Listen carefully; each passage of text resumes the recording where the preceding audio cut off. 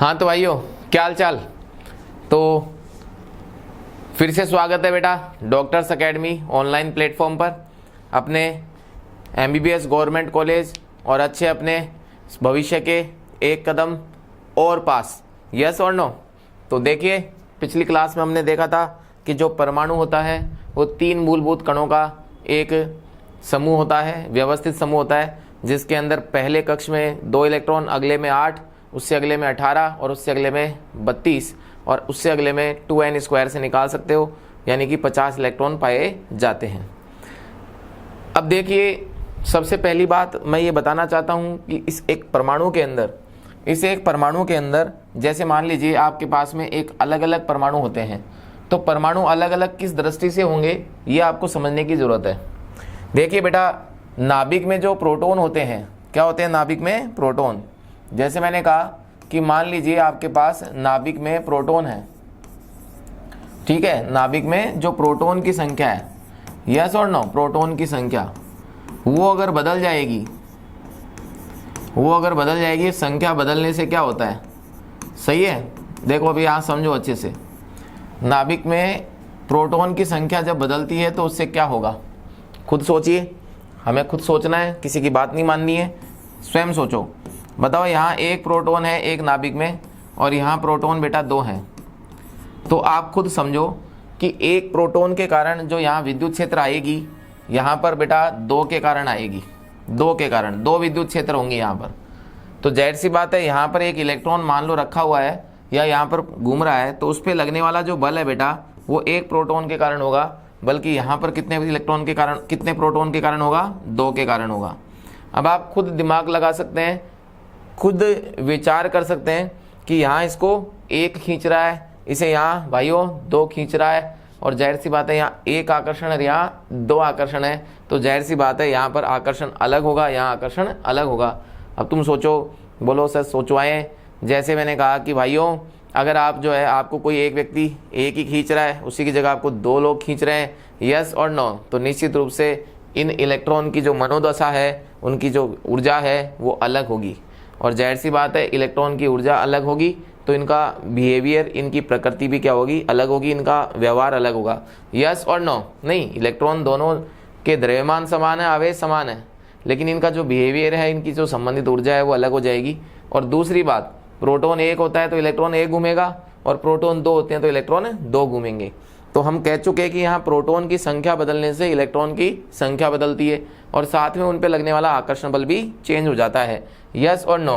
तो हम यहाँ पर कह सकते हैं, बोलो सर क्या कह सकते हैं, कि प्रोटॉन की संख्या बदलने से इलेक्ट्रॉन की संख्या बदलती है, बदलने से इलेक्ट्रॉन की संख्या बदलती है बेटा, बदलने से हम कह सकते हैं, बोलो क्या, कि इलेक्ट्रॉन की संख्या बदलती है। और अगर इलेक्ट्रॉन की संख्या बदलेगी, यस और नो, बदलती है, और अगर इलेक्ट्रॉन की संख्या बदलती है तो निश्चित रूप से इलेक्ट्रॉन की संख्या बदलने के साथ साथ इलेक्ट्रॉन की ऊर्जा बदलती है, तो नाम भी बदल जाएगा, नाम भी बदल जाएगा। किसका नाम बदल जाएगा बेटा? परमाणु का, यस और नो। तो प्रोटॉन की संख्या बदलने से परमाणु का नाम बदल जाएगा। क्यों? क्योंकि परमाणु के गुण बदल जाएंगे, परमाणु के गुण बदल जाएंगे बेटा, गुण बदल जाएंगे। इसका मतलब मैं ये कह सकता हूँ, बोलो सर क्या कह सकते हो, कि इससे परमाणु के गुण बदल जाएंगे तो परमाणु का नाम बदल जाएगा।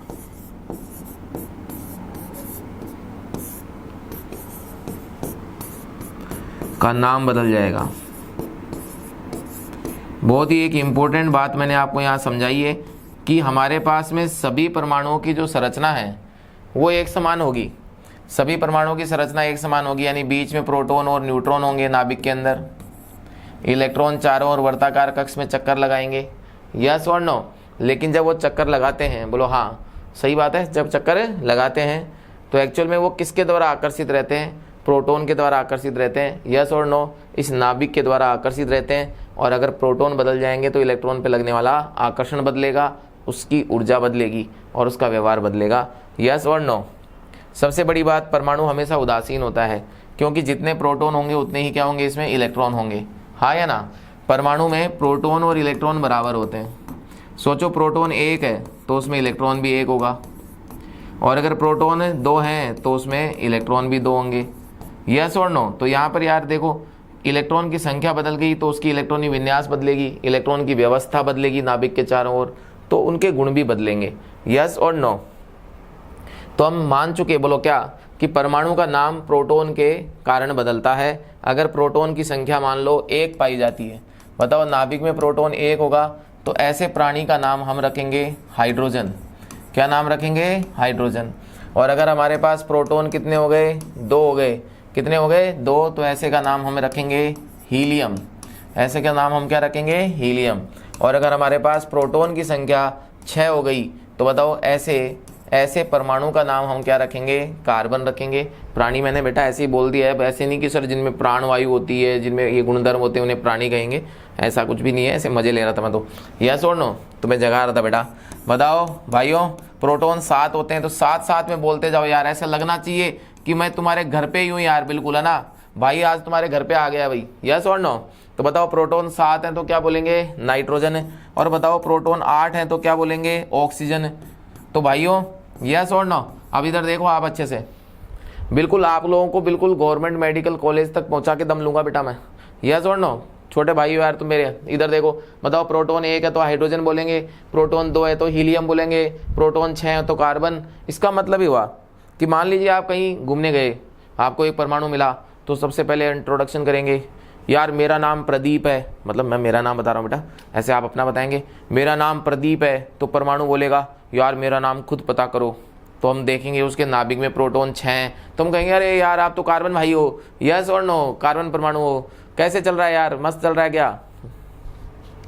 सही बात है कि नहीं? और अगर उसके नाभिक में प्रोटॉन 7 है तो अरे आप तो नाइट्रोजन भाई हो, और अगर प्रोटॉन 8 है तो अरे यार आप तो ऑक्सीजन भाई हो। यस और नो? ऑक्सीजन परमाणु हो, मतलब सही बात है। क्लियर है क्या? तो भाइयों ये 8 है, ये एंड मत मान लेना, थोड़ा सा इसको सुंदर बनाया जाए। कैसा लगा बताओ? सही बात है। तो छोटे छोटे ज्ञान जो आपको मिल रहा है, वैसे तो आप ज्ञानी हैं, आप लोग दिल के टुकड़े हैं बेटा, बिल्कुल जिल के चलो। यहाँ पर देखो, बिल्कुल दिल के जिगरों, यहाँ पर देखो, बिल्कुल आराम आराम से इन चीज़ों को समझो। यस और नो? चलो अब आगे की कहानी को देखते हैं। बताइए अगर प्रोटॉन हमारे पास 11 हो जाए, तो प्रोटॉन 11 हो जाए तो बताओ ये क्या कहलाएगा? सोडियम। हाँ या ना? बताओ अगर प्रोटॉन हमारे पास 12 हो जाए तो बताओ उसको क्या बोलेंगे अपन? मैग्नीशियम बोलेंगे। यस और नो? क्या बोलेंगे? मैग्नीशियम बोलेंगे। और इसी प्रकार अगर मान लीजिए आपके पास प्रोटॉन जो है वो 20 हो जाते हैं तो बताओ उसे हम क्या बोलेंगे? कैल्शियम बोलेंगे। यस और नो? क्या बोलेंगे? कैल्शियम। तो ये कहानी जो है आप लोगों के सामने है। यस और नो? इसी प्रकार अगर मान लो प्रोटॉन जो है वो बढ़कर कितने हो गए? 26 हो गए, तो अपन उसे क्या बोलेंगे? आयरन बोलेंगे। यस और नो? तो इस प्रकार से आप लोगों के सामने ये कहानी जो है वो आगे बढ़ रही है, और ये हमें पता होना चाहिए। Is that clear? ठीक है जी, ओके। तो बेटा बोलो सर ऐसे कहाँ तक पहुँच सकते हैं? ऐसे बेटा, ऐसे भाइयों अपन पहुँच सकते हैं। बताओ प्रोटॉन अगर मान लो हमारे पास 30 हैं तो उसे हम जिंक परमाणु कहते हैं। ऐसे ही प्राकृतिक रूप से प्रोटॉन की संख्या बढ़कर 92 तक पाई जाती है, और ये हमारा लास्ट परमाणु है जो कि मानव निर्मित नहीं है, मतलब प्राकृतिक है, यूरेनियम। इसका मतलब ये हुआ कि अगर आपसे कोई पूछे कि भाई प्रोटॉन की संख्या कहाँ से कहाँ तक चलती है, तो आप कहेंगे प्रोटॉन की संख्या 1 2 3 4 5 6 7 8 9 10 11 12 13 14 15 16 17 से लेकर 92 तक चलती है। और हमारे पास में प्रोटॉन की संख्या बदलने से परमाणुओं के नाम भी बदलते हैं। यस और नो? और लास्ट वाला भाइयों यूरेनियम होता है। जब इंसानों को पता लगा कि प्रोटॉन बदलने से परमाणु की प्रकृति बदल सकती है, तो उन्होंने इसमें प्रोटॉन घुसेड़ के और इसके बाद वाले परमाणु भी बनाए गए। लेकिन उन परमाणुओं को हम ट्रांसजेनिक या ट्रांस यूरेनियम एलिमेंट कहते हैं, जो कि यानी कि यूरेनियम के बाद के हैं। यस और नो? तो भाइयों आप लोग जो है इन चीज़ों को नोट करते आ रहे होंगे। देखो यार क्लास वाला माहौल बना के रखो यार, सही है कि नहीं? बिल्कुल बिल्कुल सामने भाई को खड़ा कर लो यहाँ पे, बिल्कुल सामने, और बिल्कुल चकाचक अपने काम पे लागू रहो बेटा। यस और नो? ठीक है। तो देखो नाभिक में प्रोटॉन की संख्या बदल गई, समझो। नाभिक में प्रोटॉन होते हैं, प्रोटॉन बदल गए, नाभिक का धनात्मक क्षेत्र, धनात्मक आवेश बदल गया, इलेक्ट्रॉन का आकर्षण बदल गया, इलेक्ट्रॉन की संख्या बदल गई, व्यवस्था बदल गई, परमाणु का गुण बदल गया बेटा, नाम बदल गया। यस और नो, हाँ या ना? तो देखिए परमाणु का नाम बदलने से हम अलग अलग परमाणुओं को अलग अलग नामों से किस आधार पे पुकारते हैं? प्रोटॉन की संख्या के आधार पर। यस और नो? तो आई होप, मैं मान लेता हूँ बेटा कि आप लोग इतने ज्ञानी, इतने समझदार, इतने ऊर्जावान और इतने काबिल हैं, आप लोगों ने ये अच्छे से मेरे साथ काम कर लिया होगा। यस और नो? एक भी नंबर बेटा नहीं कटने वाला है आपका, बिल्कुल कंसेप्ट, बिल्कुल एक एक लाइन आप लोगों के सामने एनसीईआरटी और आपकी बुक जो 11th की है उसके हिसाब से काम चलने वाला है। यस और नो? आप इस पूरी क्लास से बेटा अपने 11th बोर्ड्स की, अपने आपकी 11th नीट की और आप अपने जेई की प्रिपरेशन कर सकते हैं बेटा। यस और नो? मैं आप लोगों के साथ खड़ा हूँ बिल्कुल कंधे से कंधा मिलाकर, हाँ या ना? अब देखिए जब हमारे पास परमाणु अलग अलग हो गए, जब हमारे पास परमाणु अलग अलग हो गए तो जाहिर सी बात है इन परमाणु अलग अलग होने पर हम सबसे पहले क्या कर रहे हैं? बोलो क्या? कि हम इनका परमाणु क्रमांक देखेंगे। तो बताइए आज के अंदर सबसे पहली जो चीज़ है हम यहाँ जो पढ़ने वाले हैं वो है परमाणु क्रमांक। सही बात है। देखिए परमाणु क्रमांक क्या चीज़ है? बहुत ही आसान काम है। परमाणु क्रमांक जो होता है वो परमाणु क्रमांक एक्चुअल में प्रोटॉन की संख्या के अनुसार होता है। देखिए आपने जो ये क्रमांकन किया है 1 2 3 4 नाम का, वो प्रोटॉन की संख्या के आधार पे किया है। तो बताइए 20वें क्रमांक पे कौन आएगा? 20वें क्रमांक पे तुम खुद सोचो सर, 20वें क्रमांक पर वो आएगा जिसमें प्रोटॉन 20 है। यस और नो? तो जाहिर सी बात है ये परमाणु क्रमांक परमाणु का क्रमांक है, रोल नंबर है। यस और नो? परमाणुओं का प्रोटॉन संख्या के आधार पर, ध्यान से, किसके आधार पर? प्रोटॉन संख्या के आधार पर क्रमांकन है। यस और नो? हाँ या ना? के आधार पर क्रमांकन है। ये आ चुका है बेटा, क्रमांकन है। यस और नो? पिंकी से लिखें क्या? कलर से बोर हो गए? चलो पिंकी को लेके आते हैं। लो जी पिंकी।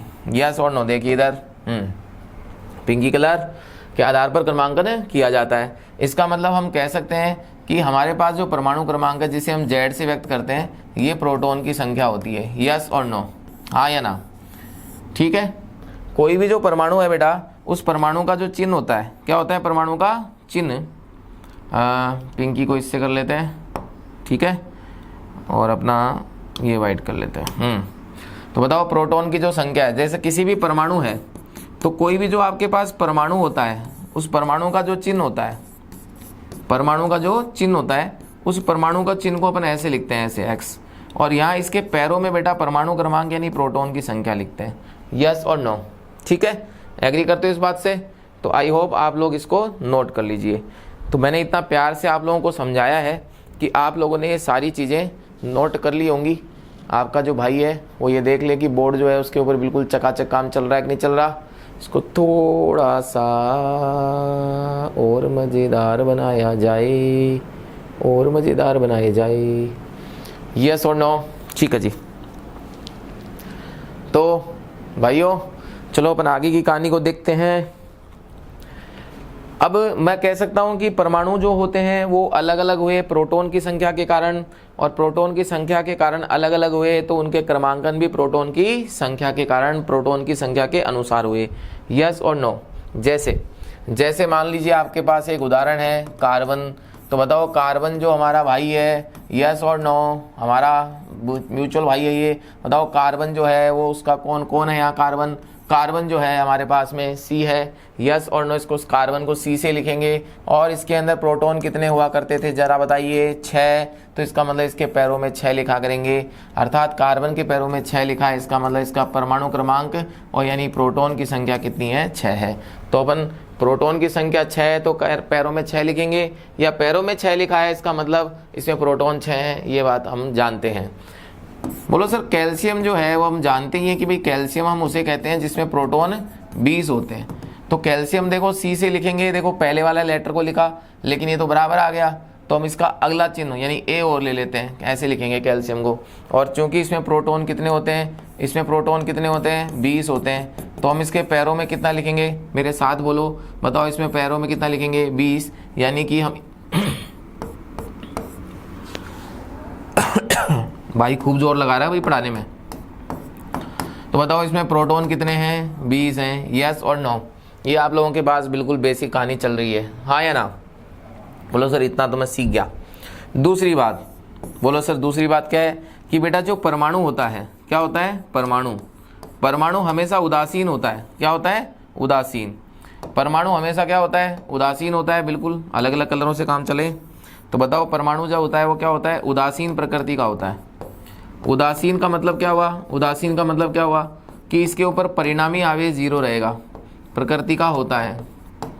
यानी हम कह सकते हैं, बोलो क्या, कि इसके ऊपर परिणामी आवेश 0 रहता है। परिणामी आवेश कितना रहता है, 0।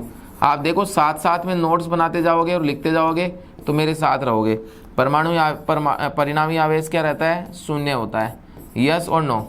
अब इसके ऊपर परिणामी आवेश अगर 0 हो गया, परिणामी आवेश क्या हो गया, 0 हो गया, तो बताइए जल्दी से। देखो आप लोगों को मैं आज साथ लेके चल रहा हूँ, लास्ट तक आप लोगों को साथ लेके चलूंगा, ये मेरा वादा है बेटा, है भाई का वादा है ये। आप लोगों को मैं आज साथ में लेके चल रहा हूँ, लास्ट तक साथ में लेके रहूँगा। तुम लोगों को बस मेरे ऊपर विश्वास रखना है कि बस मुझे भाई का दिया हुआ कंटेंट पूरा क्लियर करना है, यस और नो। मैं आप लोगों को सिलेक्ट कराऊंगा इस चीज़ की। मैं आप घर बैठे पढ़िए आप, बिल्कुल कोई दिक्कत वाली बात नहीं है। बताओ परिणामी आवेश क्या होता है, 0 होता है। इसका मतलब हम कह सकते हैं, बोलो क्या, कि इसमें जो प्रोटॉन की संख्या है वो किसके बराबर होती है, इलेक्ट्रॉन की संख्या के बराबर होती है, यस और नो। सोचो प्रोटॉन का आवेश और इलेक्ट्रॉन का आवेश बराबर है, तो हम कह सकते हैं कि प्रोटॉन की संख्या इलेक्ट्रॉन की संख्या के क्या होती है, बराबर होती है। इसका मतलब परमाणु में हमेशा जितने प्रोटॉन होंगे उतने ही हमेशा इलेक्ट्रॉन होंगे, यस और नो, हाँ या ना? बिल्कुल दिल भाग भाग हो गया भाई, मेरा तो गार्डन हो रहा, यस और नो। बताओ इलेक्ट्रॉन की संख्या और प्रोटॉन की संख्या क्या होती है, बराबर होती है। तो पिंकी से लिखा जाए। एग्जाम्पल देखिए, हाँ जी एग्जाम्पल देखिए। जैसे मैं कहता हूँ कि मान लीजिए आप कैल्शियम की बात करते हैं, किसकी बात करते हैं, कैल्शियम की। तो आप जानते हैं कि जो कैल्शियम होता है वो कैसे लिखते हैं, ऐसे लिखते हैं, और इसके पैरों में कितना है बेटा, 20 है। तो बताओ यहाँ पर प्रोटॉन की संख्या अगर भाइयों 20 है, तो बताओ यहाँ पर ये उदासीन परमाणु है, परमाणु उदासीन होता है, तो यहाँ इलेक्ट्रॉन भी 20 होंगे। कैसा रहा, यस और नो? बोलो सर हम सीख गए ये बात। तो आप लोग जो है बिल्कुल यहाँ पर आराम से तो नोट कर सकते हैं। यहाँ से नोट करना चाहोगे क्या, है? तो चलो ये पहली स्लाइड रोक के नोट करो, मैं समय देता हूँ रोकने का। ये दूसरी नोट करो और ये तीसरी नोट करो, यस और नो। ठीक है जी, तो ये आप लोगों को समझ में आ गया कि परमाणु क्या होता है, उदासीन होता है। अब देखिए अगली कहानी देखो। एक्चुअल में जब हम परमाणु की बात करते हैं तो परमाणु के नाभिक में प्रोटॉन और कौन पाए जाते हैं, न्यूट्रॉन पाए जाते हैं, और ये बहुत ही प्रबल आकर्षण बल से जुड़े होते हैं। अगर ये बहुत ही प्रबल आकर्षण बल से जुड़े हुए हैं तो जाहिर सी बात है यहाँ पर आपके पास ये इलेक्ट्रॉन है, यस और नो। ये विद्युत बल से जुड़ा होता है। देखो प्लस और माइनस में विद्युत बल है, और प्रोटॉन और न्यूट्रॉन के अंदर नाभिकीय बल होता है, और ये दोनों नाभिकीय बल से जुड़े हुए हैं। किससे जुड़े हुए हैं, नाभिकीय बल से। और जो नाभिकीय बल होता है, कौन है, जो नाभिकीय बल होता है, ये धरती का सबसे प्रबलतम आकर्षण बल है। इसका मतलब हम कह सकते हैं, बोलो क्या, कि ये प्रबलतम बल होता है। कैसा होता है, प्रबलतम बल। इसका मतलब इसके बराबरी का कोई बल नहीं है, यस और नो। तो ये अपन छोटा सा ज्ञान वर्षा कर ले नोट लगा के यहाँ पर, यस और नो। और जो प्रोटॉन और इलेक्ट्रॉन है जो आपस में बंधे होते हैं, नाभिक और इलेक्ट्रॉन जो बंधे होते हैं आपस में, यस और नो, ये यहाँ पर लगा होता है विद्युत बल। अब बेटा जो विद्युत बल होता है भाइयों वो इतना प्रबल नहीं होता, मतलब नाभिकीय बल की तुलना में विद्युत बल जो होता है वो थोड़ा इससे नाभिकीय बल से कमजोर होता है। तो ये थोड़ा कमजोर तो लिखना गलत होगा, ये अपनी जगह तो बहुत ही स्ट्रांग है, तो मैं यहाँ लिख देता हूँ नाभिकीय बल से कमजोर होता है, नाभिकीय बल से कमजोर होता है, से कमजोर होता है, यस और नो। ओके और नोट ओके यार, वो जो आगे चला गया यार, देखो कोई भी इसको है ना मुद्दा नहीं बनाएगा। तो नाभिकीय बल से कमजोर होता है, ठीक है। अब मैं एक बात बताऊं आपको, चलो खुद ही सोचो कि आपकी कोई वस्तु है वो किसी एक मोटी रस्सी से बंधी हुई है, एक स्रोत से मोटी रस्सी से बंधी हुई है और एक तरफ से एक छोटी रस्सी से बंधी हुई है। अब आपने मोटे वाले को खींचा तो वो टूटा नहीं रस्सा, और छोटे वाले को टूटा तो वो धड़ टूट गया। इसका मतलब ये हुआ कि ये दोनों आपस में प्रबल आकर्षण बल से जुड़े हुए हैं, इसलिए इनको पृथक नहीं किया जा सकता। लेकिन इलेक्ट्रॉन जो है वो दुर्बल आकर्षण जुड़ा होता है, तो इसको अलग किया जा सकता है। इसका मतलब ये हुआ, भाइयों नोट करो यार, मजा आ रहा है ना। अभी देखो तुम्हें और सिखाता हूँ बेटा, है ना, नोट किया। अब देखो भाइयों, इसका मतलब ये हुआ कि यहाँ नाभिक से तो क्या है, नाभिक से तो क्या है कि नाभिक के अंदर तो बहुत ही प्रबल आकर्षण बल है। इसका मतलब इन दोनों कणों को अलग नहीं किया जा सकता, लेकिन इलेक्ट्रॉन को अलग अलग किया जा सकता है। इसका मतलब आपके पास मान लीजिए दो परमाणु है, एक आपके पास ये परमाणु है सफ़ेद कलर का, और ये आपके पास एक परमाणु है येलो कलर का। यस और नो? बताओ, अगर मैं कहूँ कि इसमें भी प्रोटॉन और न्यूट्रॉन है और इसमें भी प्रोटॉन और न्यूट्रॉन है, इसमें भी इलेक्ट्रॉन पाए जा रहे हैं और इसमें भी इलेक्ट्रॉन पाए जा रहे हैं, जितने प्रोटॉन है उतने इलेक्ट्रॉन है। अब किसी प्रकार से इनको ऊर्जा मिली, ऊर्जा मिलने से ये कण तो अलग होंगे नहीं, लेकिन इलेक्ट्रॉन बड़ी आसानी से इधर उधर हो जाते हैं। मान लो ये इलेक्ट्रॉन इधर आ गया, तो इलेक्ट्रॉन इधर आने से इसके अंदर इलेक्ट्रॉन ज़्यादा हो जाएंगे, यस और नो? और इसके अंदर इलेक्ट्रॉन ज़्यादा होने से इसके ऊपर नेगेटिव आवेश आ जाएगा, और नेगेटिव आवेश आने से बेटा ये फिर नेगेटिव आवेशित परमाणु यानी कि ऋणायन कहलाएगा, यानी आयन कहलाएगा। और ये आयन कैसा कहलाएगा? ऋणायन। यस और नो? ये क्या कहलाएगा? ऋणायन कहलाएगा। यस और नो? ये ऋणायन कहलाएगा। और इसमें से इलेक्ट्रॉन जाने से इसमें इलेक्ट्रॉन बेटा कम हो जाएंगे, तो इलेक्ट्रॉन क्या हो गए? कम होने से, इलेक्ट्रॉन कम होने से इसके ऊपर पॉजिटिव आवेश आ जाएगा, यानी धनात्मक आवेश आएगा, और इस पे धनात्मक आवेश आने से ये बेटा धनायन कहलाएगा। यस और नो? मैं इसको थोड़ा सा विस्तार से आपको थोड़ा सा और बता देता हूँ कि परमाणु के अंदर जो नाभिक होता है उसके अंदर जो कण होते हैं बहुत ही प्रबल आकर्षण से एक दूसरे के साथ जुड़े होते हैं, उन्हें एक दूसरे से पृथक नहीं किया जा सकता, परंतु नाभिक से जुड़े हुए इलेक्ट्रॉन को ऊर्जा देकर अलग किया जा सकता है, एक परमाणु से दूसरे परमाणु पर ले जाया जा सकता है। और ऐसा होने से एक परमाणु जो इलेक्ट्रॉन ग्रहण करता है उस पर इलेक्ट्रॉन ज़्यादा हो जाते हैं और दूसरे वाले पे इलेक्ट्रॉन कम हो जाते हैं। इज डेट क्लियर और नॉट? ओके, एग्री करते हैं इस बात से? बहुत बढ़िया, नोट कर लीजिए इसको।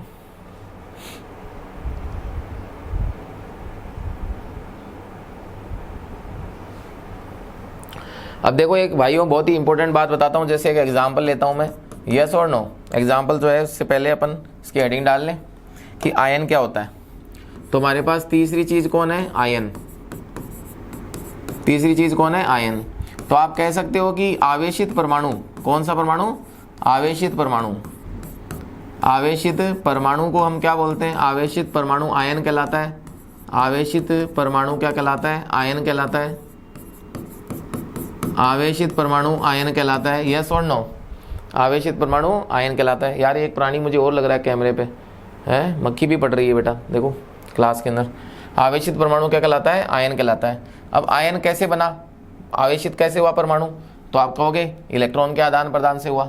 तो अपन कह सकते हैं कि इलेक्ट्रॉन के आदान प्रदान से बनते हैं, आदान और प्रदान से बनते हैं, आदान प्रदान से बनते हैं। तो सर कैसे बनते हैं? देखो इसमें दो प्रकार के हो गए आयन। एक तो हो गया आपके पास यहाँ पर, एक तो आपके पास हो गया धनायन, और एक आपके पास क्या हो गया? ऋणायन हो गया। तो हमसे अगर मैं आपसे पूछूं कि बताओ धनायन क्या होगा, तो आप क्या बोलेंगे? धनायन धनात्मक आवेशित होता है। धनायन धनात्मक आवेशित होता है। धनात्मक आवेशित, धनात्मक आवेशित होता है। यस और नो? धनात्मक आवेशित परमाणु ही कह लें। यस और नो? अगर ये धनात्मक आवेशित परमाणु है इसका मतलब इसमें प्लस आवेश आया, इलेक्ट्रॉन का त्याग किया है। यस और नो? इलेक्ट्रॉन का त्याग किया है। इलेक्ट्रॉन का त्याग किया है इसका मतलब इसमें इलेक्ट्रॉन क्या हो जाएंगे बेटा? कम हो जाएंगे, इलेक्ट्रॉन कम होंगे। यस और नो? इलेक्ट्रॉन क्या होंगे? कम होंगे। और इसके अंदर ये जो इधर है ये कौन है? ये ऋणायन है। सही बात? तो ये आपके पास कौन है? ऋणायन है। बताओ ऋणायन कैसा होता है? जो इलेक्ट्रॉन ग्रहण करता है, यानी ये ऋणात्मक आवेशित होता है। ऋणात्मक आवेशित परमाणु लिख सकते हैं ऐसा। तो ये आ गया आपके पास ऋणात्मक आवेशित परमाणु। और ये कैसा होता है? ये इलेक्ट्रॉन के ग्रहण करने से बनता है, ग्रहण करता है। अभी रुको शॉर्ट ट्रिक बताऊंगा इसकी। इलेक्ट्रॉन ग्रहण करता है। इसमें इलेक्ट्रॉन क्या होते हैं, ज़्यादा होते हैं। ये ज़्यादा का मतलब क्या है ये भी समझो, प्रोटॉन से ज़्यादा होते हैं। किससे ज़्यादा होते हैं, प्रोटॉन से ज़्यादा होते हैं। यस और नो। आई होप कि आप लोग स्लाइड से इसको नोट कर लेंगे। तो हम जानते हैं कि भाई परमाणु हमेशा क्या होता है, देखो परमाणु हमेशा क्या होता है, उदासीन होता है। उसमें प्रोटॉन और इलेक्ट्रॉन की संख्या बराबर होती है। लेकिन जब परमाणु इलेक्ट्रॉन का त्याग कर दे या ग्रहण कर ले तो उसके कारण वो आवेशित हो जाता है और उसे हम आयन कहते हैं। फिर वो परमाणु का आयन कहलाता है। यस और नो, क्या कहलाता है, परमाणु का आयन। तो देखिए यहाँ पर कहानी को देखो, यहाँ पर एग्जाम्पल ही चल रहा था। तो धनायन मतलब समझो एक बात को बेटा, अगर मान लो कहीं कैल्शियम +2 आ जाए तो आप बोलेंगे कैल्शियम +2 के पैरों में 20 होता है। वैसे कैल्शियम के पैरों में 20 नहीं लिखूं तो क्या आपको पता नहीं लगेगा 20 है?